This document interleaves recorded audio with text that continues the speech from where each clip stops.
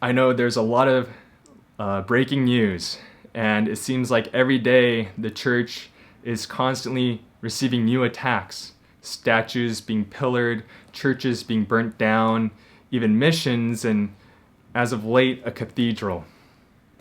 Yeah, this can be very discouraging and disheartening. But it's very important to say, Omnia in Bonum. Everything is good.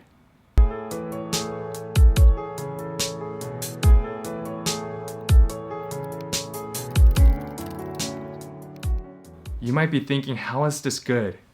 The church is constantly being attacked by arsonists and by whatever else you have. For example, we're celebrating Mass outdoors rather than in our own church building. How is this good? But remember, the church is always being persecuted. From the very early days, from the early church fathers, by Jesus Christ himself. And the church has never fallen. Even in the weakest of times, she still stands triumphant. Because the church, as we know, is triumphant. We have our angels and saints interceding on our behalves, all our patrons, all our guardian angels that stay with us but who are guiding us to our home. And we have all the souls in purgatory, and we have all the good souls here on earth that are looking after each other, looking after you and for me. Everyone praying on each other's behalves. How beautiful is that? Omnia in Bonum. You know, that's the problem, because when you take any given situation, it's very easy when you see something that at first glance does appear like a tragedy as a real issue. If we get caught up in the details, especially with the fake news or with the woke activism or even with the shameless virtue signaling, we can end up participating and even doing it ourselves. But when we keep our gaze on Christ, no matter how much noise the world is trying to make, that the evil one is trying to make to keep us from hearing him, we can still see him and hear him in the silence.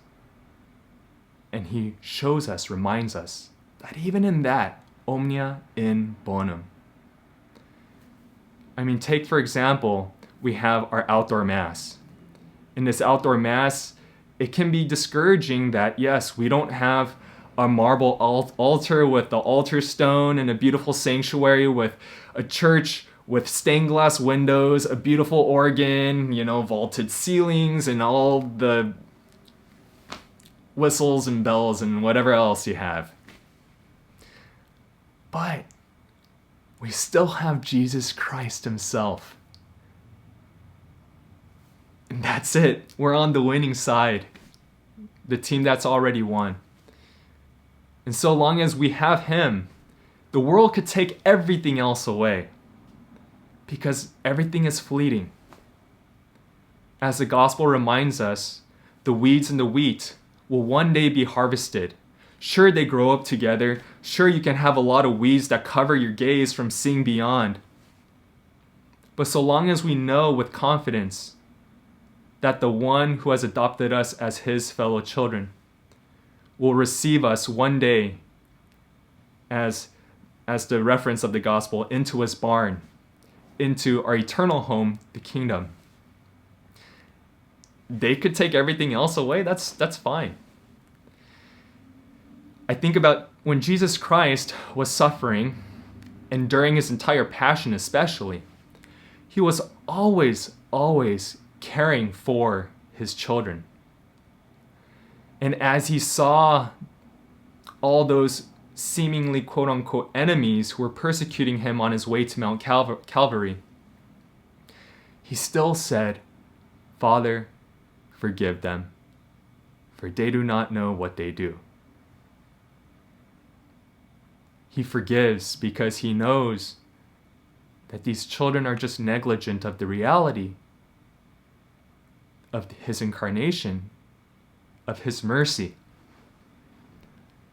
So we too are called to see the reality of what's happening, to see that, sure, some of God's children may be led astray.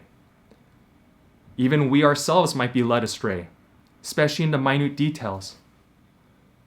But it's never too late for us, right now, to profit from our faults, to look ahead and to see what's actually taking place.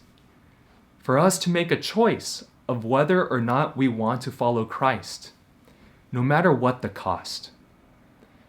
This is a time for real magnanimity, for real fortitude, of not being afraid to preach Christ crucified. Not being afraid to keep our gaze with God's eyes. And in the face of any intolerance, any injustice, to see God the Father seeing us. And that silent smile saying, Omnia in Bonum. It's the real contemplation in the face of seemingly chaotic misery. But in the end, it is truly good. Because as we always turn to Mother Mary, seeking her guidance, we know that like her, we too can have a quick decision to make haste and have that magnanimity, knowing of the hope to come. So we turn to you, Mother Mary, as our Mother of Mercy, as the refuge of immigrants, as the Mother of Hope. These three titles that our Holy Father has incorporated into the Litany of Loreto. And we ask her to, on our behalves, to help us to do just those things. To stay focused on hope, on mercy, and to do our best in reaching out to our brothers and sisters until the day of our final judgment. So be safe, and please continue, in whatever small ways you can, to offer little sacrifices for the reparation of sinners, not only for ourselves, but for everyone. We can never do enough, and so we must constantly continue, day after day, day in and day out.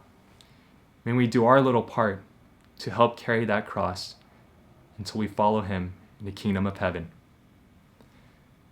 So, happy 16th Sunday of Ordinary Time. Remember, God is with you. Omnia in Bonum.